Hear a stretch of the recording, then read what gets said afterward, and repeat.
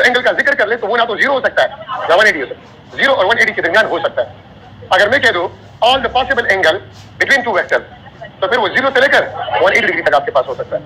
और maximum angle between two vectors 180 degree आपके पास होगा। 180 डिग्री मैक्सिमम एंगल है, और इसका मतलब ये होता है completely opposite in a direction, completely opposite in a direction. हम एडिशन ऑफ वेक्टर्स को जो है पढ़ रहे हैं। एंगल बिटवीन टू वेक्टर्स, ये आपके पास A vector and this is B vector. समझ में करें, ये आपके पास बी वेक्टर और ये आपके पास होगा this is the resultant vector which is equal to A plus B. अच्छा, अब दो एंगल्स यहां पर मिलूंगा। एक आपके पास ये एंगल है थीटा 1 और दूसरा हमारे पास ये एंगल है दिस इज थीटा 2। थोड़ा सा आप मेरी रहनुमाई करें कि मैं angle between two vectors theta 1 लूंगा कि थीटा 2 लूंगा। हाँ, जो कह रहे थीटा 1, जो कह रहे थीटा 2, जो कह रहे वो थीटा 1 एंड थीटा 2। आप फिर इसकी दो वेक्टर्स पर देंगे कि दो एंगल दिए, ठीक है। हम फॉर्मूले लिखिए difference in direction yo angle. दो एंगल तो बनाते हैं लेकिन डिफरेंस इन डायरेक्शन सिर्फ एक एंगल होता है। आप मुझे देखें थोड़ा सा, सब मुझे देखें। देखिए मैं इस तरफ जा रहा था सीधा, ये मेरा डायरेक्शन था, फिर मैंने अपने डायरेक्शन चेंज किया लाइक दिस, तो ये आपके पास वो एंगल है जिसके जरिए से मैंने डायरेक्शन को चेंज किया। ख्याल में रखना, मैं ये एंगल तो नहीं लूंगा, मैं ये वाला एंगल लूंगा। नजर गया हुआ है, मैं इस तरफ जा रहा था, ये मेरा डायरेक्शन था, ठीक है, और फिर मैंने डायरेक्शन इस तरह चेंज कर दिया, इस तरफ जा रहा हूं, तो ये वो एंगल है जिसके जरिए से मैंने क्या किया, डायरेक्शन। आसान सी बात है। ये देखिए ए वेक्टर था, हाँ, ये आपके पास कौन सा वेक्टर था, ए का डायरेक्शन ये, तो ये आपके पास एंगल है which represent the difference in the direction of two vectors. तो थीटा 1 हम लेंगे। और एक बात, एक और भी अगर मैं आसान करूं आपके लिए, ठीक है, अगर थोड़ा सा और भी आसान करूं तो याद रखिए the difference in the direction of two vector, जो एंगल होता है वो between tails of two vector होता है, वो between tails of two vector. मतलब वो है यहाँ पर तो है और यहाँ पर क्या है। तो मैं इस ए को, वेक्टर की खूबी ये है कि आप वेक्टर को कहीं पर भी ड्रा कर सकते हैं, लेकिन दो चीजों का आपने ख्याल रखना है, मैग्नीट्यूड और डायरेक्शन का, मैग्नीट्यूड और डायरेक्शन का। तो देखिए ये आपके पास ए का डायरेक्शन है, ये आपके पास बी का, तो टेल टेल शोल करेशल। अगर मेरे को ये A, so this is the angle, so ये ए का डायरेक्शन, ये बी का direction, and this is the angle between two vector, ठीक है। तो मैं ये एंगल लूंगा। अच्छा, सबसे पहली बात तो ये है कि the resultant is equal to A plus B. तो आप मुझे बताएं कि इस a प्लस बी, इस वेक्टर सम से, आप इस वेक्टर सम से मुझे बताएं what is the angle between two vectors. दो वेक्टर्स के दरमियान एंगल क्या होगा, 0 डिग्री, 90 डिग्री, 45 डिग्री, ठीक है, या 60 डिग्री। हाँ, वन ऑफ दीज जी। हाँ, एक बात याद रखिए, हम वेक्टर सम से कभी भी एग्जैक्ट एंगल के बारे में नहीं बता सकते। ये बात और से सुने, अगर आपको सिर्फ वेक्टर सम गिवन हो तो वेक्टर सम से आप कभी भी दो वेक्टर के एग्जैक्ट एंगल के बारे में कुछ भी नहीं बता सकते। तो any angle is possible, any angle is possible. अगर आपको वेक्टर सम गिवन है, वेक्टर सम, तो वेक्टर सम से हम दो वेक्टर्स के दरमियान एग्जैक्ट एंगल के बारे में कुछ भी नहीं बता सकते। तो मैं कहूंगा any angle is possible from 0 to 180 degree. एक बात तो याद रखें। अच्छा, अगर मैं मैग्नीट्यूड मालूम करना चाहूं, और मैग्नीट्यूड, अगर मैं मैग्नीट्यूड मालूम करना चाहूं तो मैं पाइथागोरस थ्योरम को इस्तेमाल करूंगा, ठीक है। और पाइथागोरस थ्योरम आपके पास क्या है, r is equal to a square plus b square plus 2ab cos theta under the root. Resultant vector का जो मैग्नीट्यूड होगा this will be equal to under the root of a square plus b square plus 2ab cos theta. अगर a का magnitude given हो, b का magnitude given हो और angle between two vectors given हो, a का magnitude given हो, b का मैग्नीट्यूड गिवन हो और दोनों के दरमियान एंगल गिवन हो, और आपसे पूछ लिया जाए what is the magnitude of the resultant vector, तो रिजल्टेंट वेक्टर के मैग्नीट्यूड को आप इस फार्मूले से मालूम कर सकते हैं। तो रिजल्टेंट वेक्टर का magnitude a square plus b square plus 2ab cos theta under the root, ठीक है। तो ये मैग्नीट्यूड के लिए आपके पास है वो फार्मूला है। अच्छा, अब यहाँ पर मैं कुछ इंपोर्टेंट डिस्कशन करा, सम इंपोर्टेंट पॉइंट्स।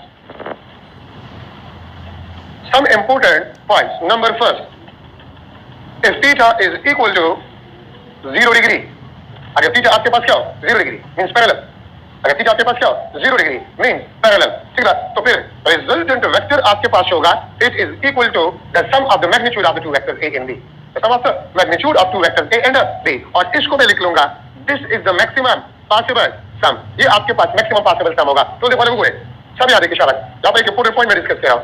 ये कौन सा सम है, ये वाला, ये वेक्टर सम है। ये कौन सा सम है, वेक्टर सम, और ये मैग्नीट्यूड का सम है। मेरा फास्ट सुने थोड़ा सा, ये वेक्टर सम है और ये मैग्नीट्यूड का सम है।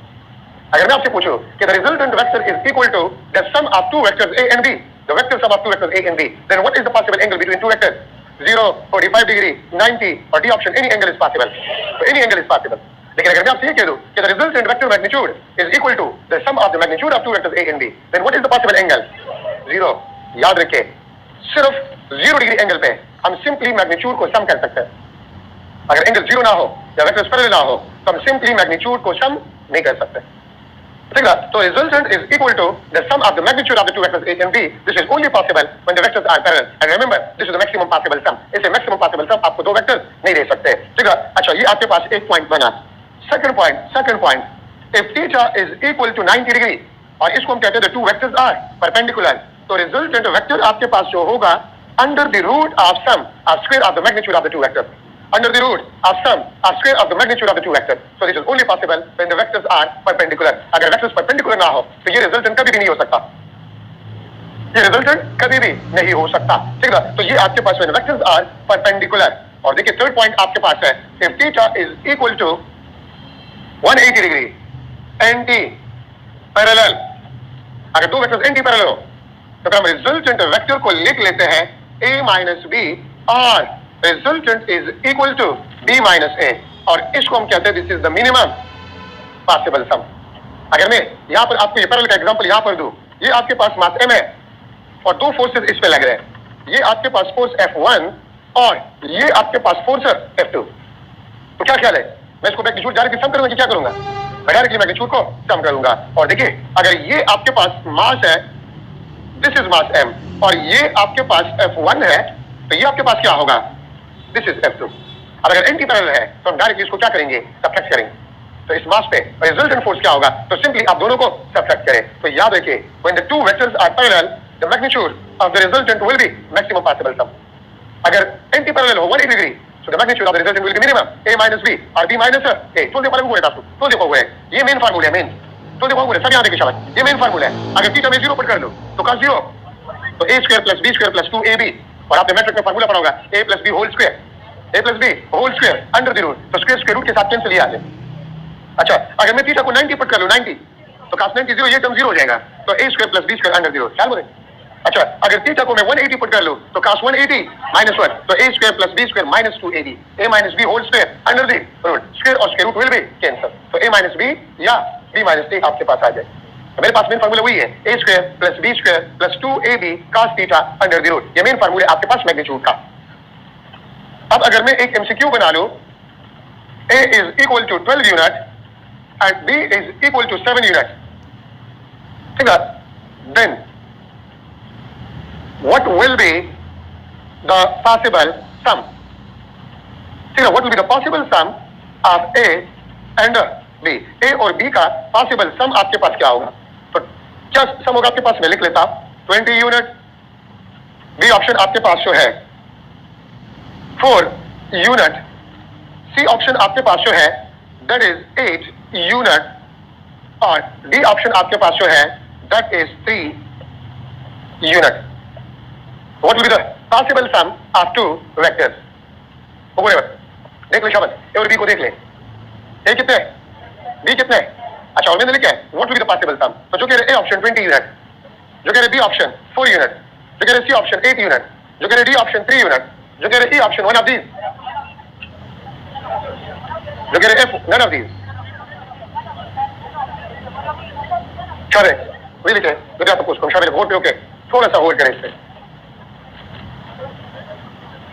अच्छा जो कह रहे ए ऑप्शन, जो कह रहे बी ऑप्शन, जो कह रहे सी ऑप्शन, जो कह रहे डी ऑप्शन, अब बोले जब इस किस्म के क्वेश्चन आ जाए व्हाट इज द पॉसिबल सम हो रहे, जब इस किस्म के क्वेश्चन आ जाए what is the possible sum, तो दोनों को जल्दी ऐड करें। 12 प्लस 7 तो 19 से तो ज्यादा नहीं हो सकता। अच्छा और 12 माइनस 7 तो 5 से कम नहीं हो सकता, लेकिन मैक्सिमम और मिनिमम के दरमियान हो सकता है। This is the possible. बिल्कुल याद रखिए रिजल्टेंट वेक्टर का जो मैग्नीट्यूड होगा वो मैक्सिमम से ज्यादा नहीं हो सकता, वो a प्लस b से ज्यादा नहीं हो सकता, ठीक है। एंड रिजल्टेंट वेक्टर का मैग्नीट्यूड जो है वो आर मिनिमम से कम नहीं हो सकता, ठीक है। या मैं लिख सकता कि ये a माइनस बी या b माइनस a से कम नहीं हो सकता, ठीक है। तो जब भी आपके पास इस किस्म के क्वेश्चंस आ जाए द पॉसिबल सम, जल्दी से दोनों को ऐड करो, ठीक है, फिर सब्ट्रैक्ट करो। तो जब आप ऐड करते हैं तो वो रिजल्ट क्या होता है? वो रिजल्ट क्या होता है जब आप ऐड करते हैं मैग्नीट्यूड को? रिजल्ट क्या होता है? उसको मैक्सिमम, और अगर आप सब्ट्रैक्ट करें मिनिमम, ठीक है। अच्छा अब अगर मैं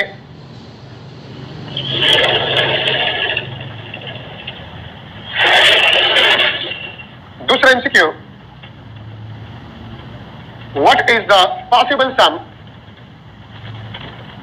of F1 is equal to 20 Newton and F2 is equal to 30 Newton for inner angle? What is the possible sum of F1 is equal to 20 Newton and F2 is equal to 30 Newton for inner angle? इस किस्म के question ई type के MCQs bank में मौजूद है। ठीक है, तो और से आप इसको सीखें। अच्छा, मैं A answer 50 newton, B option 10 newton, C option 35 newton और डी ऑप्शन आपके पास जो है दैट इज 60 न्यूटन।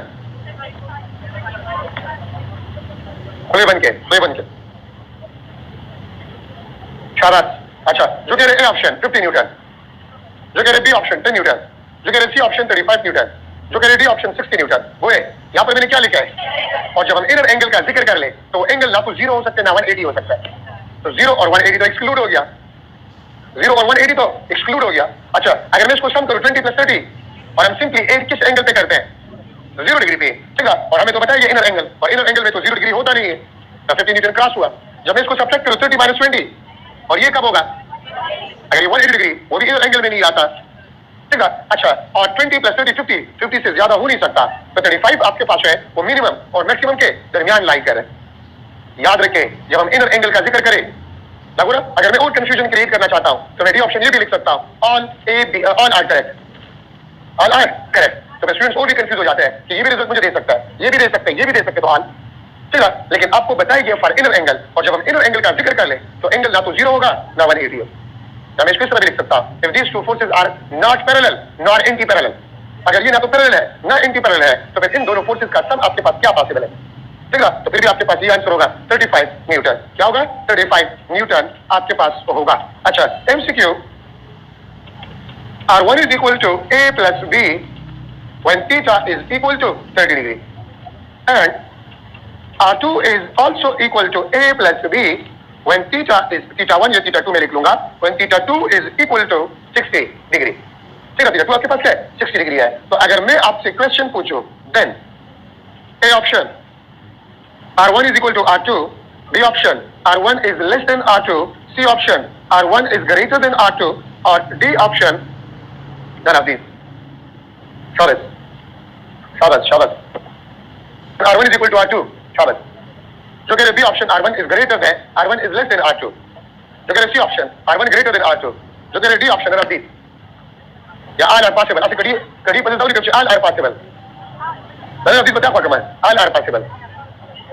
शाबाश, उधर गया चुप से तुम बजी सवाल में। जो कह रहे ए ऑप्शन, जो कह रहे B option R1 is less than R2, जो कह रहे C option R1 is greater than R2, जो कह रहे D option all are possible, जो कह रहे none of these, one of these। अवली न पे पे कितना न पे वो ना पे कड़ी है और खुदेम पे कड़ी है, वो तासु अकल ने इस्तेमाल है, तासु अकल ने इस्तेमाल है। ठीक है, अकल वालों की निशानियां होते हैं अगर वो गौर करे, अगर वो गौर करे। ठीक है, मैं second year first year tuition class के मैं खबरों का एक वीडियो में देख रहा था कि एक लड़का है, मोबाइल का शॉप है और एक क्लास भी नहीं पढ़ा उसने, लेकिन बहुत जबरदस्त किस्म के रोबोटिक मशीन उसने बनाए। तो एंकर उससे इंटरव्यू लेता है कि आपके ज़हन में किस तरह ये ख्याल, वो कहते हैं शॉप था मोबाइल का, रिमोट वगैरह भी बेचता था। ज़हन में ये बात आ गई कि रिमोट किस तरह काम करता है और उस पर तो मैंने सोचना शुरू किया और फिर खिलौने मिलौने लेकर अपने आप से मैंने रिमोट कंट्रोल सिस्टम बना लिया। देखिए, जब आप सोचते हैं गौर करते हैं तो बहुत सी चीज़ों के जवाब आपको मिल जाते हैं, लेकिन आप लोग सोचते नहीं है। मौलाना बस पाक की मेरा खिला करे लगना सोच पे लगो वो वैसा मेरा तखरी करना जो टिक तो सर तो क्लास क्यों करना पेपर की खबर सर नहीं करना तो आप दूसरा खर्चा किस दिमाग के इस्तेमाल है करना कसम ने जंग होनी थी और दिमाग जंग होनी थी कसम ने तो लेकिन इस्तेमाल है बगैर तो ताश मुझे रखा। देखिए, हम पढ़ चुके हैं, अगर आपने थोड़ी सी भी शर्म है तो आपको शर्म आ जाएगी।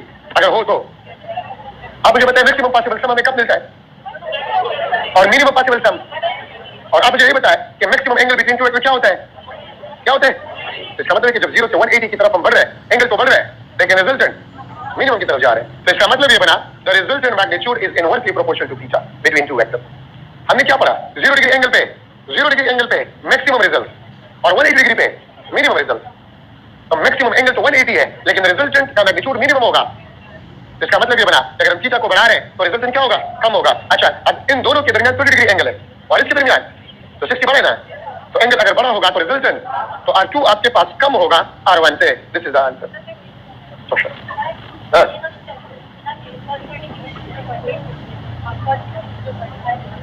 आप एंगल को छोड़े, मैंने आसान तरीका आपको बता दूं। सोल्यूशन की तरफ अगर आप जाएंगे तो ज्यादा टाइम में कम एमसीक्यूज आप करेंगे, तो शॉर्टकट तरीका ये है, थीटा बढ़ता है तो रिजल्ट आपके पास कम होता है। MCQ, R is equal to A plus B। अगर मैं आपसे पूछूं भाई A B D ज्ञात होने की का, अच्छा R is equal to C plus D। What is the possible angle between C and D? What is the possible angle between C and D?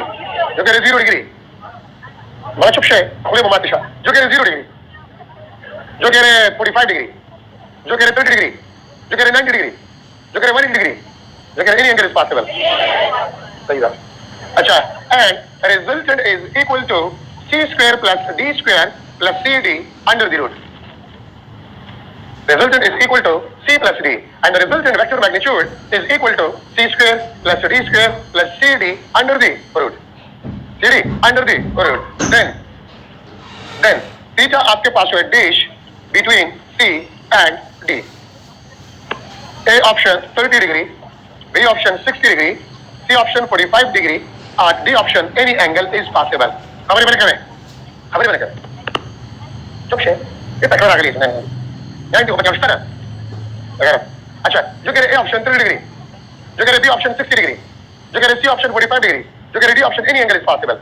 any angle is possible। सुखी जो चल गया, जो कह रहे A option, जो कह रहे B option, जो कह रहे C option, जो कह रहे D option, जो कह रहे E option 90 डिग्री, 90 डिग्री। अच्छा, the answer is किस तरह, सुने सुने, सब याद रखिए, सब याद रखिए, सब याद रखिए। हमारे पास फार्मूला है R is equal to C square plus D square plus 2CD cos theta, ये फार्मूला है ना। अच्छा, यहाँ पर CD तो है लेकिन 2 cos थीटा नहीं है, और 2 cos थीटा के बजाय यहाँ पर क्या है 1, तो मैं यहाँ पर लिख लूंगा 2 cos theta is equal to 1।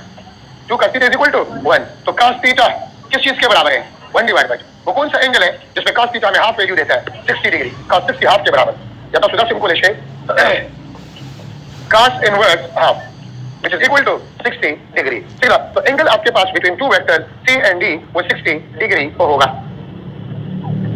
MCQ, resultant is equal to F1 plus F2 and resultant square is equal to F1 square plus F2 square plus under the root of 2 F1 F2। जी, आप दोबारा इसको देखो, 3 दफा इसको देखो, 5 दफा इसको देखो, तो 5 दफा रिपीट हो जाए।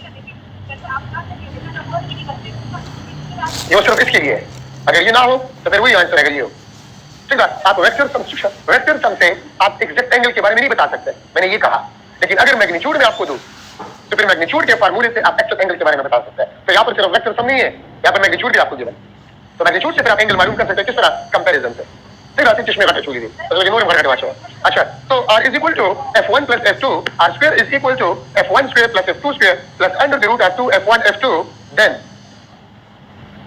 theta is equal to dash between F1 and F2।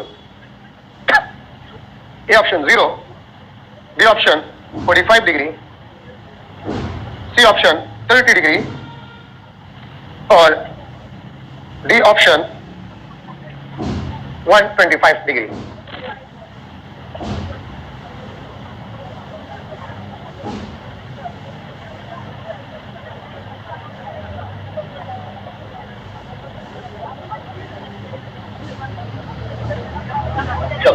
जो कह रहे A ऑप्शन 0 डिग्री, जो कह रहे B ऑप्शन 45 डिग्री, जो कह रहे C ऑप्शन 30 डिग्री, जो कह रहे D ऑप्शन 125 डिग्री, और जो कुछ नहीं कह रहे।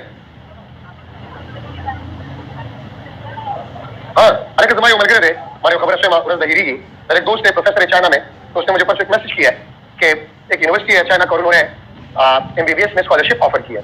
मेरा तो इस पर खैर बिलीव नहीं है, और हमारे क्लोज मल गए 2 ईयर हमने एक कमरे में गुजारे रूममेट से, तो इतना बड़ा झूठ तो मेरे साथ नहीं बोलेगा। तो अगर कोई जाना चाहते स्कॉलरशिप पे चाइना MBBS तो जो सर हम कांटेक्ट करो फुल जिम्मेवारी दा, ठीक है, फुल जिम्मेवारी ना होगा। ठीक है, पर अगर कोई जाना चाहते तो मैं आपको उसका कांटेक्ट नंबर दे सकता हूं, आप से करें उसके साथ दासी निकलना अगर तरफ माटी के साथ सुख पली दासी पब्लिक नंबर पर नहीं शमर पड़े कोई बोलते लगे मशीन बोलते करे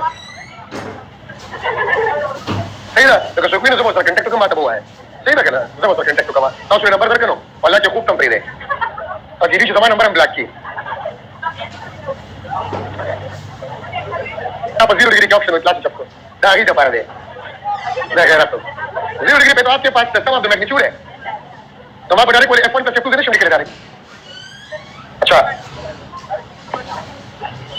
इसका आंसर मैं कह रहा हूँ एक मैंने ऊपर सॉल्व किया है तो दूसरे को भी सॉल्व कर रहा हूँ बोले यहाँ पर 2 cos थीटा के बजाय क्या है अंडर द रूट ऑफ 2 बस ना अच्छा मैं इसको लिख सकता हूँ cos theta under root 2 divide by 2 और मैं इसको लिख सकता हूँ 1 divide by under root 2 under root 2 divide by 2 is equal to 1 divide by under root 2 समझा इसका स्क्वायर ले ले और स्क्वायर रूट निकाल ले स्क्वायर रूट निकाल कर स्क्वायर निकाल ले ये क्या आंसर और वो कौन सा एंगल होता है जो कि आपको 1 divide by under root 2 value देता है 45 डिग्री cos 45 डिग्री आपके पास 1 डिवाइड बाय अंडर रूट 2 आपके पास होता है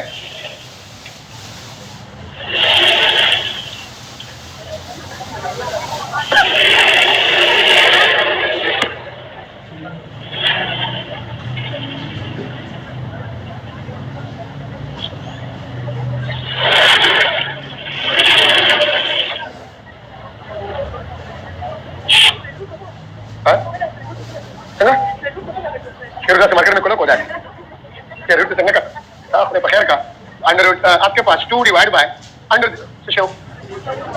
रूट 2 डिवाइड बाय 2 तो मैं इसको लिख सकता हूँ आए उस्ताद हो पर शागिर्दान तेरी वो अच्छा वो एक उस्ताद तो अपने शागिर्दों को कह रहा था कि आप भी सीख नहीं लेंगे लेकिन मुझसे भी बुला दोगे तो पहले मैंने इस तरह के घुमाने में हिर किया आज कब उस्ताद को अमल नहीं दी अंडर रूट 2 और ये अंडर रूट 2 स्क्वायर दबा इस तरह की आंसर बता से कैंसिल किया कर होते हैं 1 अंडर रूट 2 अच्छा अब MCQ सबसे resultant is equal to A plus B where A is equal to 4 unit B is equal to 3 unit and a resultant is equal to 5 unit then angle between A and B will be dash A option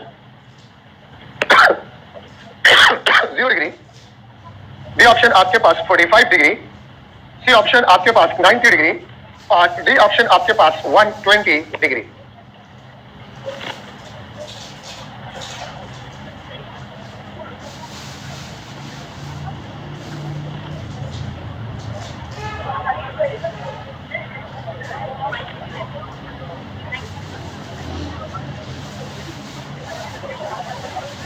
शाबाश जो कह रहे हैं option 0 degree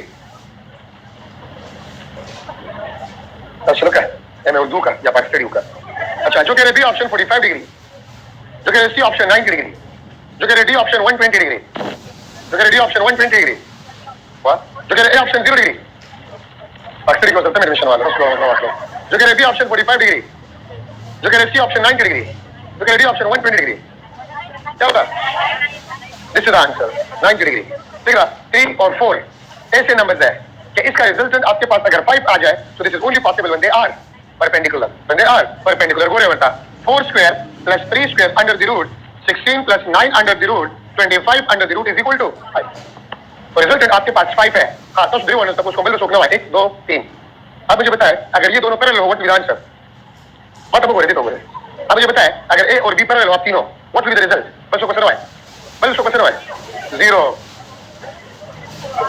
तो भाई 0 के सब कुछ अगर ये आपके पास पैरेलल हो तो रिजल्टेंट 0 होगा कौन कहते हैं कसम से बात करी करने शर्मा ले ये जो ले तो वो खलक शर्मा है कसम दे खलक शर्मा है क्वेश्चन रिपीट करो क्वेश्चन ये था अगर ये दोनों पैरेलल हो व्हाट विल आंसर ए और B parallel what will answer A और B parallel what will answer तीन दफा रिपीट किया वाया सबसे सो कोई 0 when they are parallel what will the answer तो डायरेक्टली ऐड करो ना 4 + 3 7 आता है कोई जवान आपने बुला दिया मुझे तक हम पकड़ोगे ना गलत हो अच्छा 4 और 3 अगर तक याद करते हैं हम सिंपली मैग्नीट्यूड को सम तब करेंगे when they are parallel simply magnitude को हम सम तब करेंगे when they are parallel हम डिफरेंस तब निकालेंगे when they are anti parallel और बाकी अगर पैरेलल और एंटी पैरेलल हो तो फिर a² + b² + 2ab cos theta under the root ठीक है अच्छा बारह जो स्टूडेंट है वो शुरू में अच्छा तो ये आपके पास रिजल्टेंट ये कुछ एमसीक्यूज हैं some other important points some other important point, 3 points की बस जरूरी है। अच्छा, यहाँ पर मैं लिख लेता हूँ, let f1 is equal to f2 is equal to f। आप लोगों का फिर से इम्तिहान है। let f1 is equal to f2 is equal to f, ठीक है? and resultant आपके पास जो है resultant this is equal to 2f, then what will be the angle between two forces? वैसे जरूर है, f1 is equal to f2 is equal to f, ठीक है? and resultant आपके पास जो this is equal to 2f, then what will be the angle?